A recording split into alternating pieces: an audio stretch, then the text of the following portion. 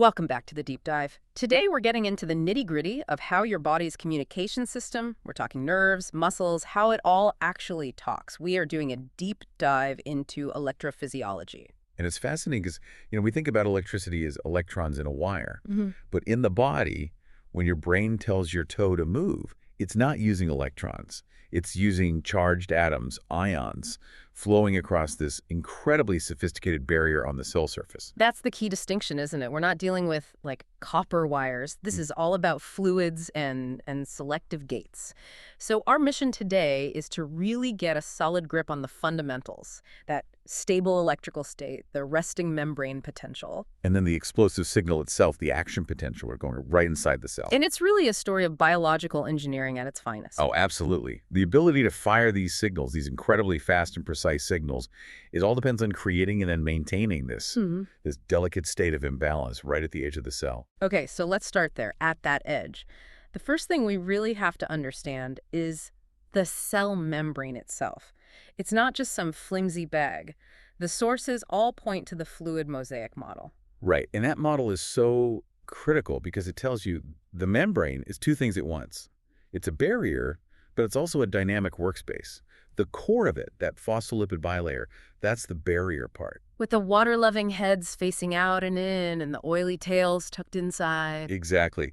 That creates the impermeable layer. But like you said, if it were totally impermeable, nothing would happen. So something has to control the traffic. And that's where the proteins come in. They're the workhorses, the gatekeepers. You have some on the surface for signaling, but for what we're talking about today, it's all about the transmembrane proteins, the ones that go all the way through. And that includes the stars of our show, ion channels and pumps. That's them. I mean, think of the membrane like a city wall. The phospholipid layer is the solid stone. The ion channels are like these highly specific gates. They form little pores. And they only let certain things through. Exactly. Super selective. They can be open or closed. And when they're open, ions just rush through. And they always follow one simple rule. They move down their electrochemical gradients, from high concentration to low or toward an opposite charge. Right. And that movement is passive. It costs the cells zero energy for ions to move through an open channel. The energy comes later in building the gradients in the first place. Which brings us to, well, the foundation of the whole system. The resting membrane potential, or the RMP. This is the cell's baseline. It's the steady voltage you'd measure if you could stick a tiny voltmeter inside a quiet neuron. And it's always negative. Somewhere around, negative 70 to negative 90 millivolts? That's the range. And that negative charge exists purely because the cell maintains this dramatic separation of ions. Outside the cell, you have tons of sodium and chloride. Salty, like the ocean. Basically, yeah. And then inside the cell, it's a totally different world. High concentrations of potassium and all these large, trapped, negatively charged things like proteins and phosphates. And for a long time, the big question was, is that separation perfect? Is the membrane a perfect insulator, or is there a leak? Right. And the sources all highlight this classic experiment from Hodgkin and Keynes in 1955. They used radioactive tracers on that huge squid giant axon. And they proved it right. The membrane leaks. It's not a perfect seal. Not even close. It's constantly leaking. Sodium and chloride are always trying to sneak in, and potassium is always trying to sneak out. It's like a boat with a slow, constant leak. So if it's always leaking, the cell has to be constantly working to bail out the water. Exactly.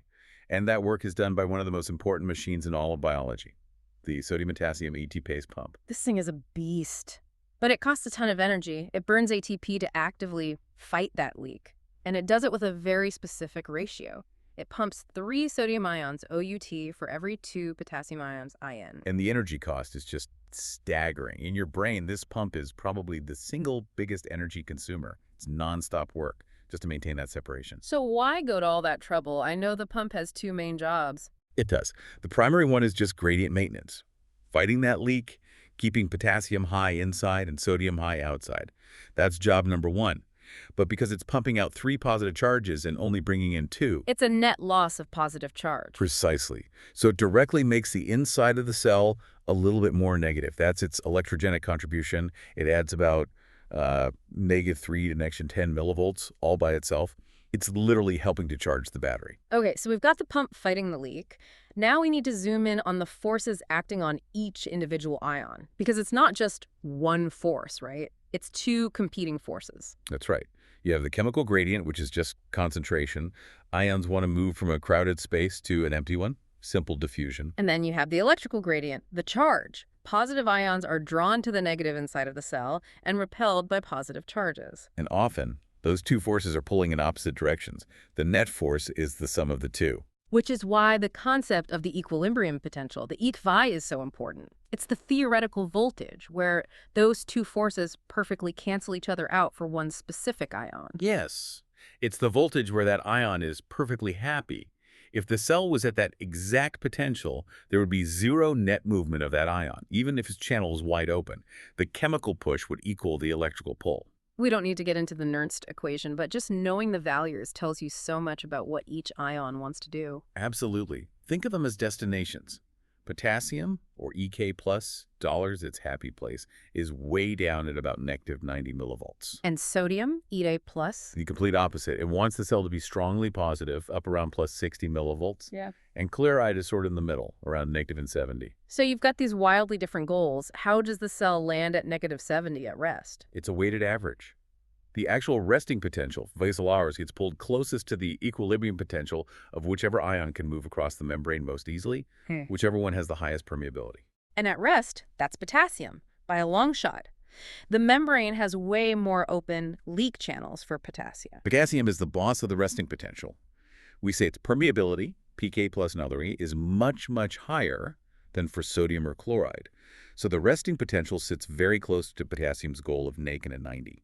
But not exactly at negative 90? Right, because of that small but constant leak of sodium in that pulls the potential just a little bit more positive, up from negative 90 to around negative 70 milliVics.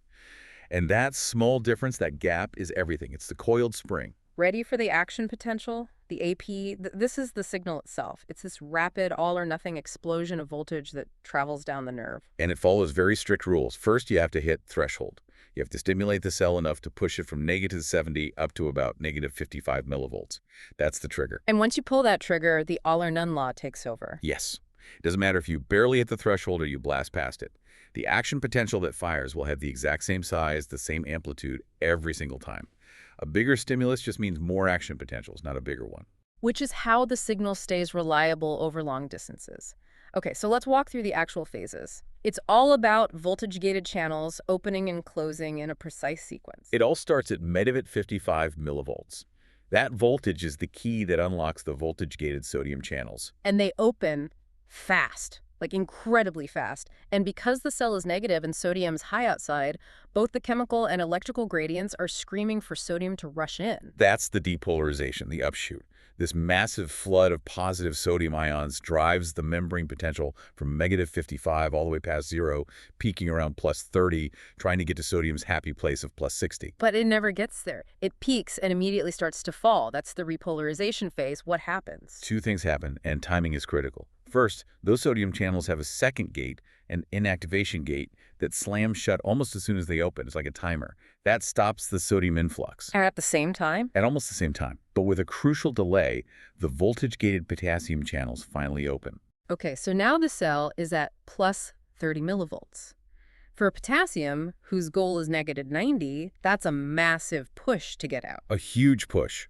So now you have a massive efflux of potassium. Positive charge is leaving the cell, which rapidly brings the voltage back down toward negative. And sometimes it overshoots, right? It often does. Those potassium channels are a bit slow to close, so they let a little extra potassium out, causing that after hyperpolarization where the cell is briefly even more negative than its normal resting state. And then finally, everything resets, the channels close, the pump does its cleanup work, and that whole sequence, especially the sodium channel inactivation, creates the refractory period. Which is absolutely essential. It means that patch and membrane can't fire again immediately, which ensures the signal only travels one way down the axon. It can't go backward. This whole ionic dance is so precise, which means if you disrupt it even slightly, you can have major clinical consequences. This is where it gets really interesting. It is. I mean, we can start with something everyone's experienced, local anesthetics, like when you go to the dentist. How does that injection actually stop the pain signal? It's surprisingly direct. Drugs like lidocaine,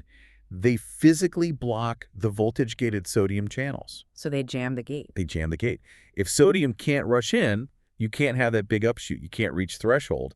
The action potential simply can't fire, so the pain signal never leaves your tooth and goes to your brain. That makes perfect sense. What about something more systemic, like electrolyte imbalances? You hear about potassium being so important. Yes, this is a perfect example of how critical the RMP is. Let's take hyperkalemia, which is just high potassium in your blood, outside the cells. Okay. Remember, the resting potential is mostly set by potassium. So if you raise the potassium concentration outside, you make the chemical gradient weaker. This causes the cell to depolarize slightly. The RMP moves from -70 closer to threshold, maybe to -60. Wait, if it's closer to the threshold, shouldn't that make the cell more excitable? Yeah. Easier to fire? That's the paradox. And it's a great question. Initially, a tiny bit, yes. But if the cell sits at that slightly depolarized state for too long, the voltage-gated sodium channels get stuck. They enter an inactivated state. So they're not just closed, they're locked. They are locked. So Yeah. even though the cell is closer to the trigger point, the firing mechanism is jammed. The channels you need for that explosive upshoot can't open. And the result is? Muscle weakness. And in the heart, it can cause devastating, life-threatening arrhythmias because the cardiac muscle cells can't generate their signals properly. And speaking of the heart, it's a good reminder that not all cells use this exact same blueprint. Not at all. Neurons need a fast, sharp spike, but cardiac muscle needs a long, sustained contraction to pump blood. So the cardiac action potential has this unique long plateau phase. And that's caused by a different ion. It is. It's caused by a slow, sustained influx of calcium ions through a whole other set of voltage-gated channels. It just shows how biology takes this fundamental machine and tunes it for different jobs. Wow, what an incredible deep dive. We've gone from the structure of the membrane all the way to how a dentist's needle works. And if we boil it all down, the resting potential is this dynamic equilibrium. It's an energetic, unstable state the cell works hard to maintain, mostly through the pump and potassium leak channels. Whereas the action potential is the complete opposite. It's a transient, explosive change that's all about the fast, sequential opening and closing of those voltage-gated sodium and potassium channels. It really makes you appreciate that every thought, every heartbeat, is balanced on this nice edge between -70 and -55 millivolts. Maintaining that gap is everything. It is. So to leave you with a final thought, we talked briefly about how diseases that damage the myelin sheath around nerves, like multiple sclerosis, slow down the signal speed. Now, given that the all-in-one principle says the amplitude, the height of the signal, is fixed, what does that tell you about what the body must be doing to the signal itself when it's damaged? How might a cell try to compensate for that lost speed and insulation to make sure the message still gets through? That's something to mull over.